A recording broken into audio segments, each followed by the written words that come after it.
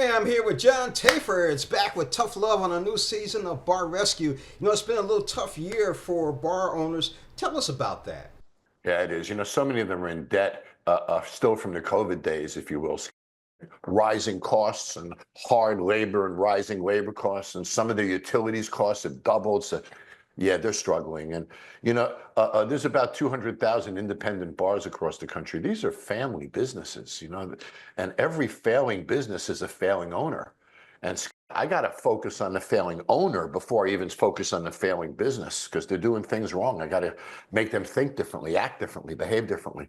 So this season in particular, because of these external factors, is one of the toughest I've ever had. Certainly the most emotional. There's a lot of tears this season. There's a lot of people struggling, and to be able to help them and get that hug in the end is an incredible thing. Let's talk about houses on the line, marriages on the line. Tell us about the struggles they're really having. Oh yeah. Well, in almost every case, every bar rescue has stakes, if you will. We've had houses on the line, cars on the line, marriages on the line, children that have left their parents' home and are staying with somebody else because the family lost their home. Everybody staying in other people's houses. And, these are the consequences when family businesses fail. And, to be able to go in and do this is such a blessing. Think about this. Every week, I get to help another family and try to put them in a better spot than I found them in. It's an incredible thing. And 272 episodes, 15 years later, I'm as excited to do it now as I was then for that reason. It's been proven time and time again that tough love is always the best love. It is the best love when it's sincere. That's why I think I get away with being so tough with them, Scott, is because they know that my intentions are so good. So I think they accept my anger because they know my intentions are good. It takes a long time to clear up clutter. So you're actually working with these bar owners in 4 days. Explain that. Yeah. Yeah. It's that's why I'm so aggressive. It's a pressure cooker. Normally that would be 60 to 90 days to come in, do studies, do a remodel, a new concept, a rebranding, new products, new menu, train the staff, new cash registers, new computers. It's a massive undertaking. It's 60 to 90 days normally. I have 4 days. So a lot of people don't understand why am I so intense? Because there's this clock ticking in my head every minute.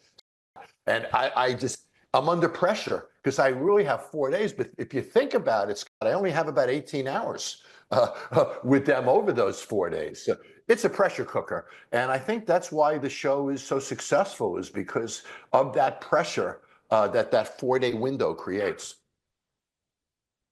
I'm sure other people are going to learn life lessons too just by watching the show. Talk about that. Yeah, thank you. Thank you. It's interesting when people meet me, Scott, they always say, "You're so much nicer than you are on TV."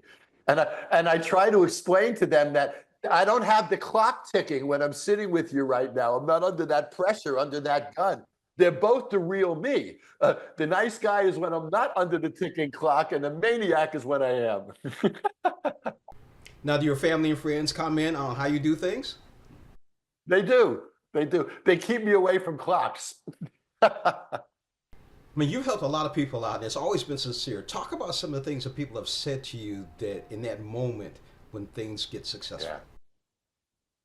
Yeah. Yeah, some of the ones that really got me was there was one really tough gentleman. His name was Juan Pablo, Colombian, really tough guy. And I beat the hell out of him for 4 days. And he was a tough guy. If anybody else treated him that way, he would have beat the hell out of him. At the end, he gave me the tightest hug I ever had and said to me, "John, you're the father I never had. God bless you." And I teared up. I teared up. Other times they've said, "John, you saved my marriage." My wife respects me again. That one got me. My wife respects me again.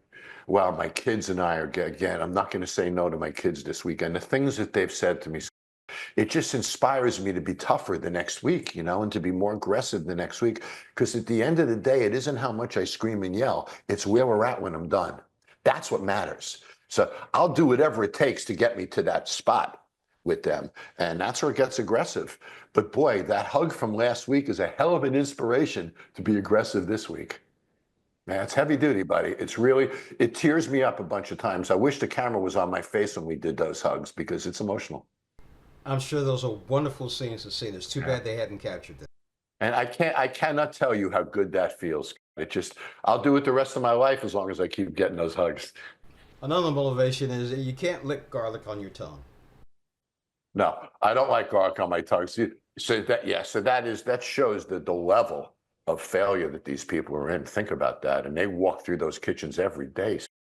So they become numb to their own failure, you know? It's like the hotel manager who walks by the filth and never sees it. So yeah, it's sad. I have to retrain them, open their eyes, you know, shock them into reality, if you will. And I do. Thank you for joining us. I really appreciate it. Thank you.